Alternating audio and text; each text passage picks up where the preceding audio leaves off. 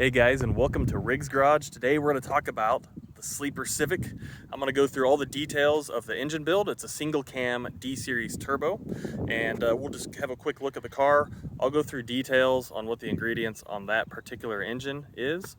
And if you haven't seen my other videos, I do an in-depth short block build for this engine, the assembly of it. So it's a Vitara piston D-Series turbo engine. So check those videos out if you haven't seen them, and let's get to the details. If you like this video, hit that like button and subscribe to the channel.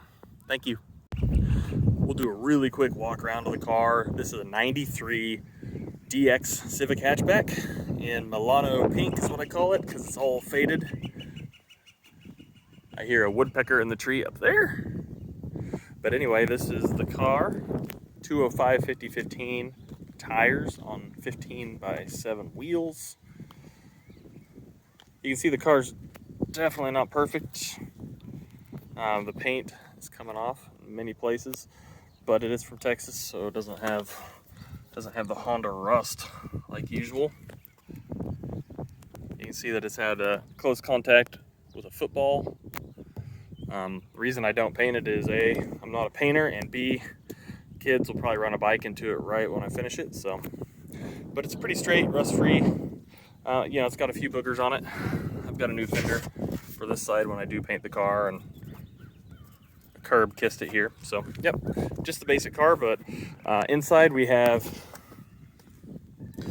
confetti seats from an Integra. So the interior is actually really clean. Carpet's nice, dash is perfect. Got a Turbo Smart boost gauge, cheap little oil gauge, and then an AEM AFR gauge. I did upgrade the DX cluster to an EX or SI cluster, but this is the original speedometer to the car, so mileage is accurate there, 195,000 miles. I got it with 144,000, so we just crossed 50,000 miles together.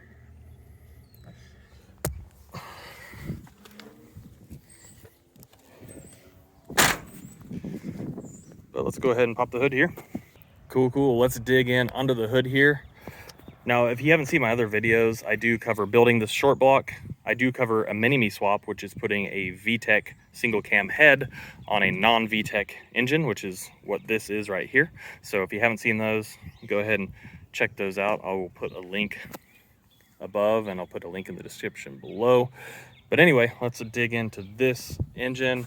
This is a D15B7, so that is the non-VTEC 1.5 liter that came in the DX and other cars. Now, on top of that is the D16Z6 VTEC head, and details are in other videos on that if you want to check those out on my channel. But anyway, the short block here, and the reason it doesn't blow up when this turbo spools up is because it has a Vitara piston in it and a forged piston rod. The weak point on these engines are the rods. So this is a P2P0 forged rod with ARP rod bolts. And then it has an aluminum cast Suzuki Grand Vitara piston on the top. Common lower compression build for these. The next one, I'm probably going to put more compression in it because it is a little bit lazy on the street. By lazy, I mean it feels like a stock engine until that 3076 Pulsar spools up. But if you want to see details on the short block, I do have a full short block build video assembling it step by step. So check that video out. Piston rings are gapped for boost. I don't remember the exact specifications on those, but those are in that video as well. Let's move along. I do have a stock cam springs and retainers in this head, so that is probably the next thing to do, is build this head. Between the head and the block, I do have a Cometic multi-layer steel head gasket and ARP head studs. Head studs are torqued a little bit tighter than spec at 74 foot-pounds. Got a VMS cam gear here to adjust cam timing. Let's move towards the back here. We've got an AEM fuel rail. This is unnecessary, but it came in a bundle of parts from a friend. Stock fuel regulator right now. No issues there. We have fuel injector dynamics 880 cc injectors, so you can see those. And moving back, we have the Skunk Pro intake and the 70mm Skunk throttle body, a 4-bar map sensor so it can sense higher boost than the stock one.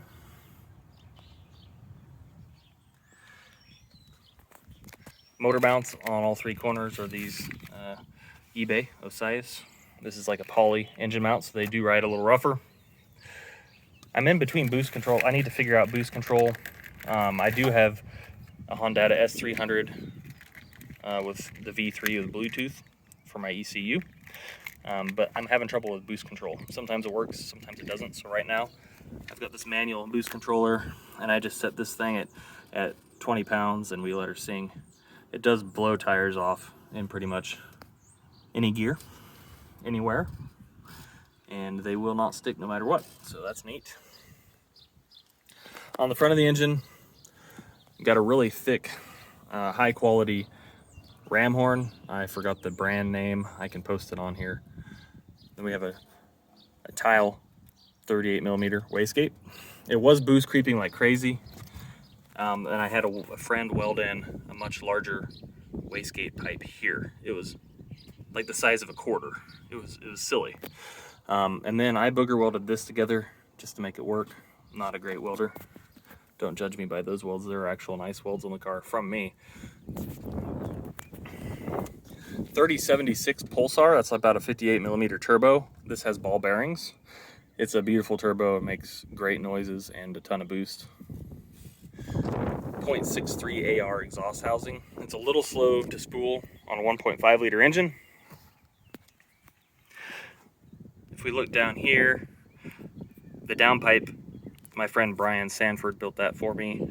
It's a 3-inch downpipe that goes into a 3-inch exhaust all the way back. It's built by 1320, and it has a pretty quiet muffler on it, and I painted it black for sleeper, maximum sleeper effect. So it does flow very well, and it sounds pretty darn good, but there's no drone in the car when I drive it, so it doesn't give me a headache to drive, which is amazing.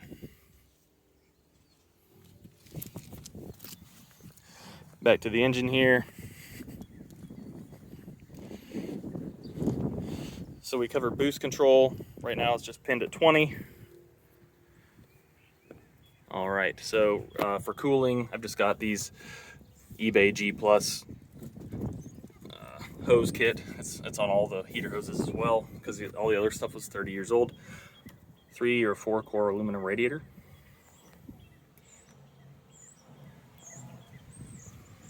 I am using the stock Honda cooling fan to cool it, and that seems to do well. I did kind of have to notch it over here so the downpipe doesn't burn a hole in it by itself and self-clearance. On the cold side, I'm running an affordable turbo kits owned by my friend Dustin Legan. He owns that company. It's a large intercooler. It goes pretty high up to about here. And I painted it black with a black tractor paint so it doesn't stick out. I don't really want people to know that this car is spicy. Following the cold side around here, got this charge pipe with a 50mm Summit Racing blow-off valve here. And then Matt McCreary welded this together. Looks really nice. Check out his channel at MRE Motorsports. He builds fast Hondas and really fast LS powered stuff.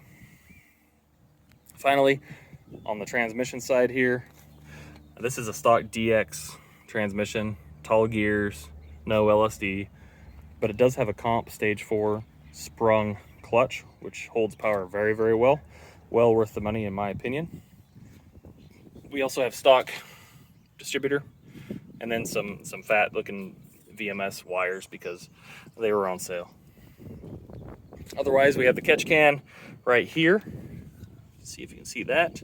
And then the 10AN bungs welded to the valve covers there. Another thank you to MRE Motorsports.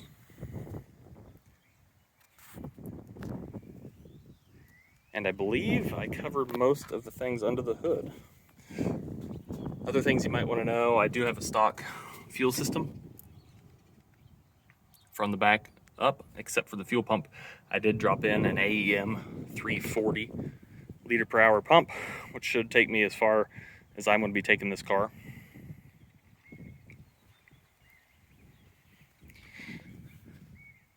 Another thing is the brakes are all stock, so that's going to be one of the next things. It's got the stock little tiny DX discs, and then on the back side it's got these little drums. But I do have EX swing arms with new bushings and brakes and everything. I just need to put them on here, along with some finishing lines owned by Josh Luck. I have new brake line kit for the car. So that's another project coming up fairly soon, hopefully, as time needs it. But I've put about 30,000 miles on these brakes and got my money's worth out of them. So it is time to put better brakes on this car. Now, if you have any questions about the car, hit me up in the comments below. Check out my other videos. I'll link those above. There is a playlist for this car. One thing I forgot to mention, I do have the Yonaka coilovers on all four corners. They ride a little hard, but I'm going to play with the settings a little bit before I say I don't like them. So, yep, the car sits fairly low. Looks pretty good to me. I might raise the back up just a little bit so my 150-pound teenager doesn't make me bottom out the tires when I hit bumps. So yeah, that's the car. Let me know if you have questions below. I appreciate you guys watching. Hit that subscribe and the like button, and I'll catch you on the next one.